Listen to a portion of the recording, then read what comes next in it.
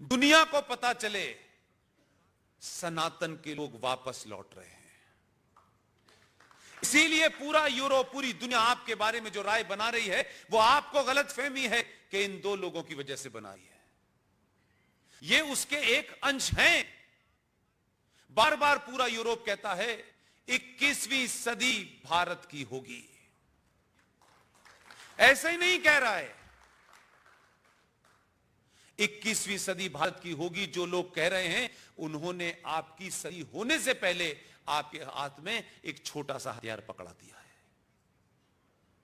इस क्रांति ने अभय मराठे जी जैसे लोगों के काम की तारीफ न्यूयॉर्क तक पहुंचा दी है।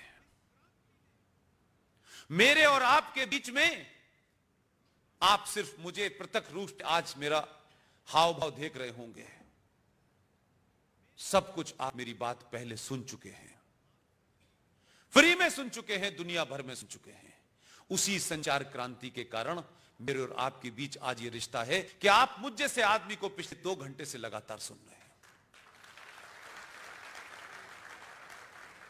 इतनी देर तक तो कोई हिंदुस्तान में किसी हीरो की फिल्म भी शांति से नहीं देखता। ये जो कुछ भी इज्जत आपने मुझे बख्शी है, इस हॉल के बाहर देश भर में जो लोग 10-12 लोगों को सुन रहे हैं, वो सिर्फ इसलिए सुन रहे हैं कि वो अपने मन की बात नहीं कह रहे, इस समाज के मन में जो छुपा हुआ है उसकी बात कह रहे हैं। यह बात अलग है कि इस देश में कई प्रधानमंत्री आए, उनकी हालत ऐसी थी कि वो बेचारे अपनी मन की बात कभी कह नहीं पाए। ये अपनी मन की बात हर महीने बता देता है, करने से पहले इशारों में बता देता है। अब आपकी समझ में नहीं आ रहा तो उसमें उसकी गलती नहीं है। उसने लाल किले से अपना भाषण दिया, कहने का अंदाज उसका बहुत खूबसूरत है। उसने उस दिन यह बात कही कि हमें एक ऐसा समाज बनाना चाहिए जिसमें टैक्स देने वालों की गिनती बढ़े और टैक्स पे पले वालों की गिनती कम हो।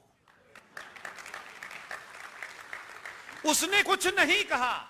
शाम तक कुछ लोग बोले नसबंदी हो गई, नसबंदी हो गई, नसबंदी हो गई, नसबंदी हो गई, अब तो मर गए, मर गए, मर गए। भाई साहब, इतनी जल्दी? वो भी इनकी नस नस को जानता है क्योंकि अल्लाह ने भेजा है। अभी कुछ किया नहीं है उसने, अभी तो सिर्फ ये कहा है विचार करना चाहिए। लेकिन ये जानते हैं कि ये विचार नहीं करता है, पहले मन बना के लेके आ जाता है। इसलिए बहुत सारे लोगों को बड़ी तकलीफ है।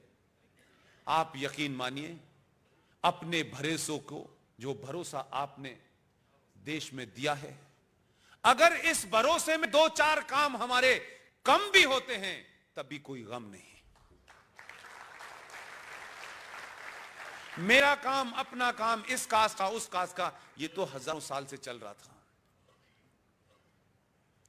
इसलिए इस स्थिति को ऐसा बना के जाएं कि हमारे आगे आने वाले लोग 100 साल तक ऐसे लोगों के अलावा दूसरों को न चुने।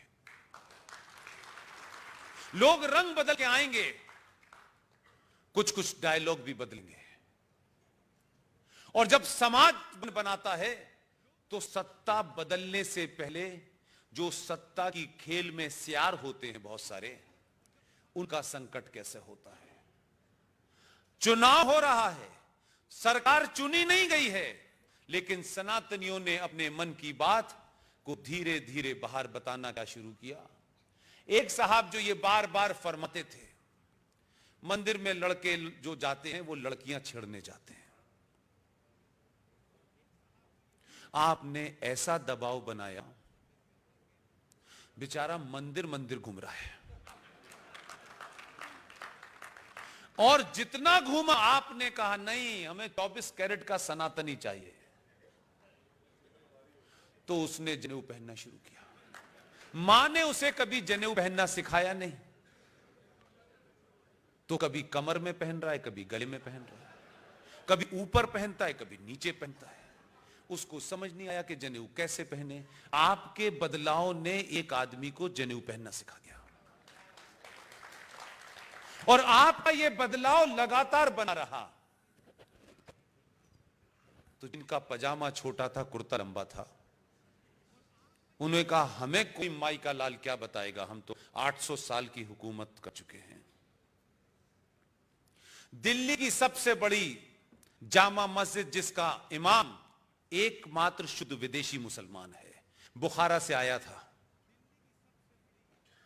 मैंने अपने कैरियर में उस मस्जिद की चौखटों पर देश के पूर्व प्रधानमंत्रियों को सर मारते देखा है। इससे बड़ा ह्यूमिलेशन नहीं हो सकता। लोगों को लगता था कि उस मस्जिद में जाकर के इस 2 कौड़ी के इमाम, जिसके ऊपर 65 FIR हैं, 5 FIR के अंदर उस पे नॉन बेलेबल वारंट हैं, बड़े बड़े नेता वहां नाक रगड़ने जाते थे, क्योंकि ये बोल देगा, ये फतवा जारी कर देगा तो सारा मुसलमान वोट दे देगा। मेरा गुस्सा कुछ इस बात के लिए नहीं है कि मुझे कुछ मिलना था वो नहीं मिला, मुझे सब मिल चुका जो मिल जाए, और जो आज मिल रहा है उसकी कोई कीमत नहीं है। आपने राजनीति का मिजाज बदल दिया।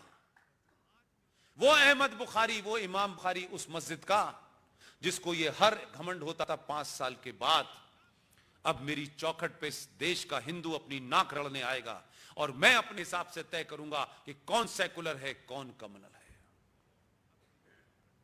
हर 15 मिनट के बाद जामा मस्जिद का दरवाजा खोल के देखता है कोई आया। जो जा रहे थे उन्होंने कहा अब मत जाना, एक आज जो जीता है वो भी चला जाएगा हाथ से। और जिनको कभी आदत नहीं थी जाने की वो गए नहीं। बेरोजगार कर दिया एक साथ आपने 2 लोगों को। सोच ऐसे बदलती है, समाज की ताकत का अंदाजा ऐसा होता है कि जो बात आप लोग आपको सीरियस नहीं लेते थे, बात बात में आपको डराते थे, आज वो सिर्फ 2 लोगों से डरे हुए हैं। इसलिए मेरी आप सबसे विनती है, मैं अपनी ताकत में यहां से जितने कैलेंडर लेके जाऊंगा, दुनिया भर में मैं जाऊंगा। अभी 1 महीने के लिए मुझे अमेरिका रहना है, 10 दिन के लिए मैं वहां भी जाऊंगा, सिडनी भी जाऊंगा। मैं सब जगह ये कैलेंडर दूंगा। इसलिए वो पढ़ते हैं, वो समझ रहे हैं, वो इसका महत्व समझ रहे हैं।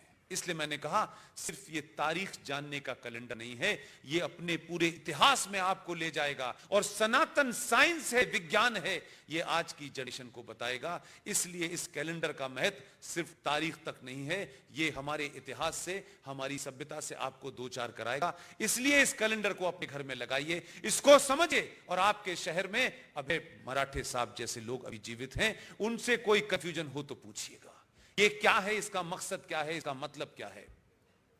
कैलेंडर दीवार की शोभा बढ़ाते हैं, ये कैलेंडर आपके सनातन की शोभा बढ़ाएगा। आप लोगों ने मेरी बात पूरे धैर्य के साथ सुनी, मुझे इज्जत दी। फिर कह के जाऊंगा, जिस मरदूत के नाम पे ये शहर है, उस नाम से इस शहर को पुकारना आज से और अभी से बंद कर दीजिए। आज से बंद कर दीजिए। आपस में यही बात करिए। जैसे जैसे ये आवाज, ये बातचीत का जरिया बड़ा होता जाएगा, सरकार सब कुछ सुनती है। सबका सरकार को यह लगता है कितने लोगों ने कहा, उन्होंने कहा इतने लोग कह रहे हैं कि 5 MP यहां से बेमतलब में जीत जाएंगे हमारे। उन्होंने कहा इन्हीं की बात करो। योगी को 326 सीटें मिली तो उसने फैजाबाद का नाम भी बदल दिया और इलाहाबाद का नाम भी बदल दिया। और जब उससे पूछा कि आप नाम क्यों बदल रहे हैं, बोले अभी 2 ही पतले हैं, 30-40 अभी बदलने हैं। वो जो आदमी अपोलोजिस्टिक होते थे कि नहीं नहीं हमने इसलिए बदला था, ऐसे बदला था।